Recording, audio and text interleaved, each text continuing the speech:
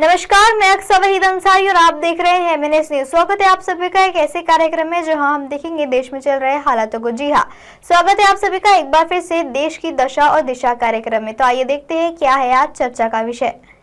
पटना में 200 लोगों को चढ़ा दिया गया एक्सपायर खून। स्मैकर्स से खरीदकर 5 से 10 हजार में बेचा करते थे खून। फ्रिज में सब्जी के साथ रखा गया था बैग। पटना में 200 से ज्यादा लोगों को एक्सपायरी खून चढ़ा दिया गया है। स्मैकर्स से 700 रुपए में ब्लड खरीदकर डिमांड के हिसाब से 5 से 10 हजार में ये खून बेचा किया करते थे। कलेक्शन के बाद ब्लड का स्टोर घरेलू फ्रिज में सब्जी रखने वाली जगह में किया जाता था। इतना ही नहीं, ब्लड निकालने और चढ़ाने से पहले कोई जांच नहीं कराई जाती थी। ऐसे में ब्लड चढ़ाने के बाद मरीजों को बड़े खतरे की आशंका होती थी। पटना पुलिस और स्वास्थ्य विभाग की टीम ने छापेमारी में 44 पैकेट खून बरामद किए हैं। अब इसकी जाँच की जा रही है। दरअसल पटना के कोतवाली क्षेत्र में लॉकेट की चोरी हुई थी। पुलिस मामले की जांच में जुटी थी कि शुक्रवार रात को पुलिस को लीड मिली कि पत्रकार नगर थाना क्षेत्र में संतोष गैंग चलाता है। कोतवाली पुलिस ने छापेमारी में संतोष को गिरफ्तार कर लॉकेट चोरी गैंग का खुलासा करते हुए कई लॉकेट और आभूषण बरामद किए। छापेमारी के दौरान पुलिस ने आरोपी का जब फ्रिज खोला तो उसके होश उड़ गए। फ्रिज में 44 पैकेट ब्लड रखा गया था।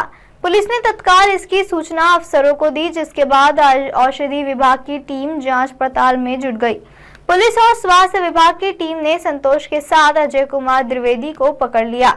अजय कुमार द्विवेदी वैशाली और संतोष जमुई का रहने वाला है। अजय का काम स्मैकर्स को पकड़कर लाना था और खून निकलवाना था। इसके लिए उसे एक केस में 10,000 रुपए मिलता था। संतोष पटना के कंकड़ बाग स्थित नितेवी ब्लड सेंटर पर लैब टेक्नीशियन का काम करता था और घर पर खून का कारोबार किया करता था। वह ब्लड कलेक्शन के बाद अपने किराए के कमरे में घरेलू फ्रिज में ब्लड को रख दिया करता था। वह जरूरत से हिसाब से ब्लड को 5 से 10 हजार रुपए में बेच दिया करता था। अजय ने बताया कि वह स्मैकर्स को 700 देता था और 300 खुद रखता था। बाकी पूरी कमाई संतोष के पास जाती थी। जांच के लिए ड्रग्स इंस्पेक्टर यशवंत कुमार झा के नेतृत्व में 3 सदस्यीय टीम बनाई गई है, जिसमें डीआई पंकज कुमार और डीआई मनोज कुमार को शामिल किया गया है। पटना में 200 लोगों को चढ़ा दिया एक्सपायर खून। स्मैकर्स से खरीदार 5 से 10 हजार में बेचा। फ्रिज में सब्जी के साथ रखे थे बैग।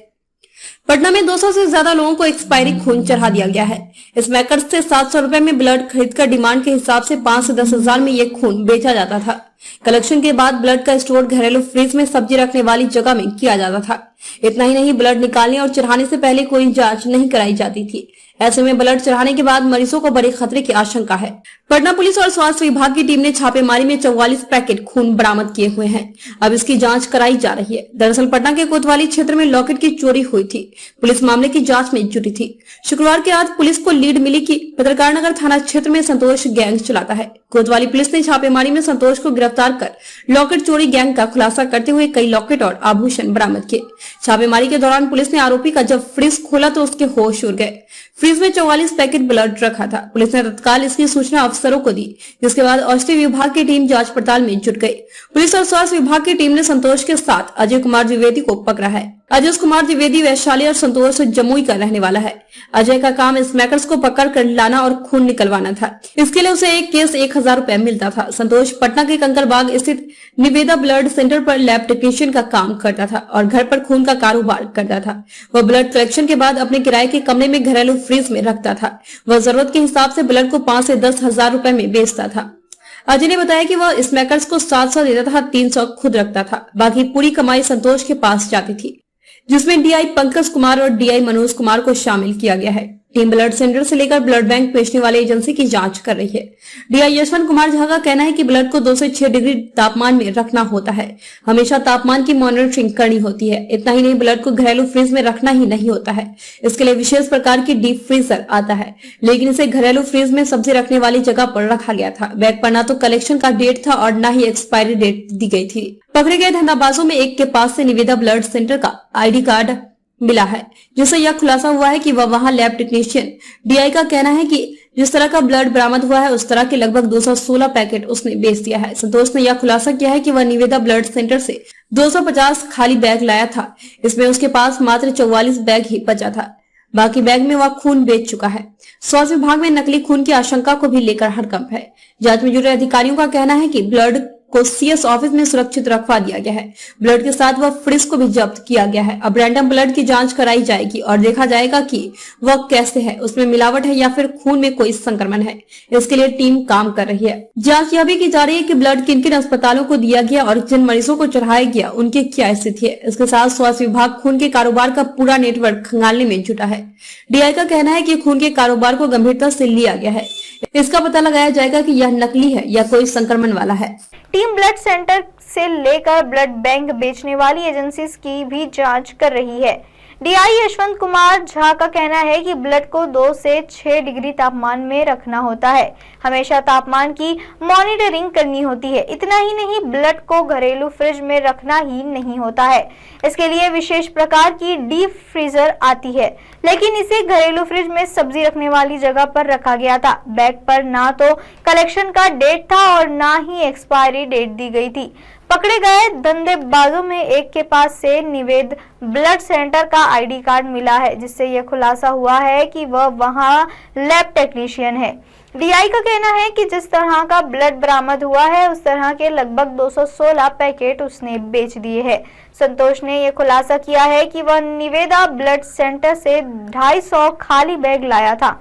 इसमें उसके पास मात्र 44 बैग ही बचा था, बाकी बैग में वह खून बेच चुका है।